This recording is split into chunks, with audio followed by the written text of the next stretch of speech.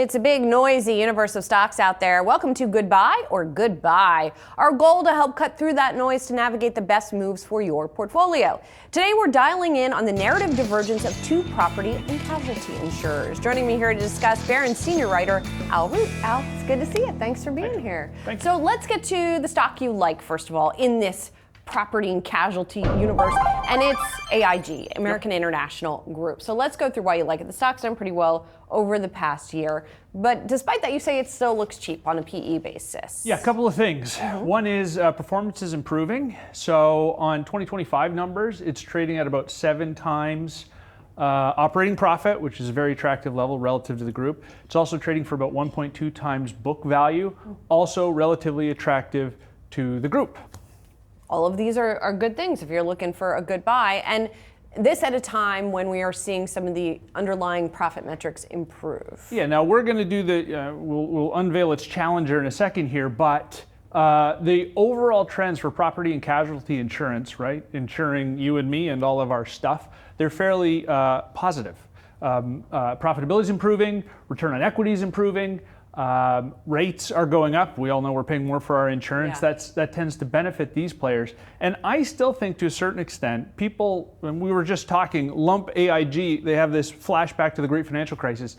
It's a totally different company with different leadership. And it's really poised, I think, to start to close the gap versus some of the leaders, which we'll talk about in a second. I mean, effectively, it's back to being a boring old insurance business, which sometimes, as we learned from the financial crisis, is not a bad thing. No, right? That you're not in these complex financial instruments. You alluded to the leadership here. Peter Zaffino took over a couple of years ago, and you think he's in a good place. Yeah, it's interesting, right?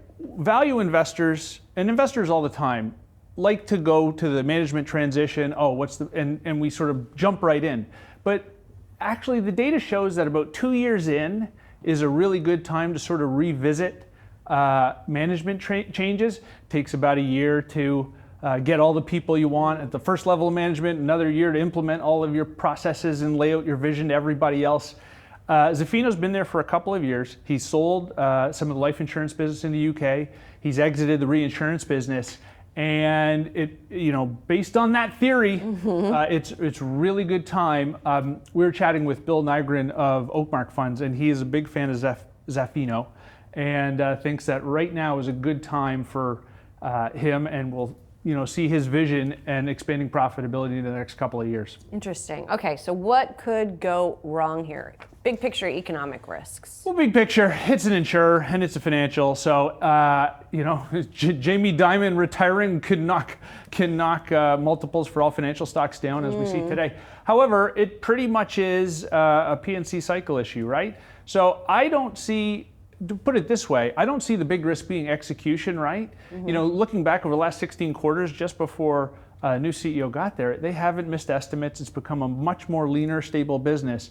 So it's much more about the P&C cycle turning. Right now, things are fine, but if curves get inverted and things like that happen, it'll knock this one down. Quick question for you on the phenomenon we've seen of insurers pulling out of certain states or certain regions that they are finding more difficult to insure. Is that something that affects AIG? This is much more traditional property and personal lines business, right? So to the extent that you're just insuring your house or you're just insuring contents and things like that, it's not as big a deal. Reinsurers, these are questions for the Warren Buffetts of the world more than AIG in these days. Gotcha. All right, so speaking of Warren Buffett, let's move to the stock that you don't like as much, because it's one that Warren likes, which is surprising. So it's Chubb. The stock obviously got a big leg up after it was revealed that this was one he was investing in, but it's near all-time highs now. So this is the problem. We love to follow Warren. Yes. We love his investment logic and reasoning. The problem is he was buying this much lower. The Buffett bump sent it to all-time highs. It has a pristine track record. But the bottom line is I am a big fan of the rate of improvement. There's sort of no improvement. It's already a top insurer as evidenced by Warren's buy. So Wall Street doesn't expect much operating improvement over the next 2 years. in terms of profit margins and absolute dollar of profit generated. So that leaves it trading at about 12 times operating profit on 25 numbers versus that 7 times we have for AIG. Evan Greenberg, he's great. He's a legend. It's already has 20%, 21% return on equity. You don't see that improving much from here. Right. So that whole combination says Warren knows what he's doing, but I'll avoid it. Yeah, and so kind of what you were saying. I mean, they've already gotten that profit. They've already squeezed the profit out of the business, is what you're saying. Yeah, and it's the same sort of trends, right? The P&C business is performing well, and they're beating estimates and doing things like this. It's just a question of how much do you want to pay for it, right? If you just look at Wall Street target prices, which I like to do just as a guide, Buffett's bump took it to beyond where analysts.